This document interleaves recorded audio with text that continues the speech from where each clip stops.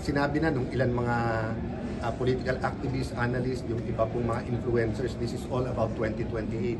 So many people want to knock out their opponent already now because no one will vote for corrupt people, especially at this point in time. Di ba? And may panahon para dyan.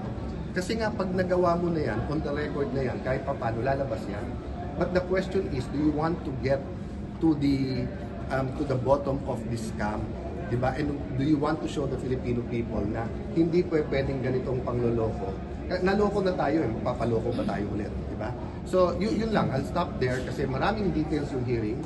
We didn't talk about the hearings of the details of the hearing, but yun nga ang pinag-uusapan namin lahat. Given na may budget, and we'll have to pause and finish the budget, how do we fix the direction of all of them? Yung ICI, yung Blue Ribbon Committee, DOJ, Ombudsman, kasi nga, nawe-weaponize pa rin kahit papano, wittingly or unwittingly.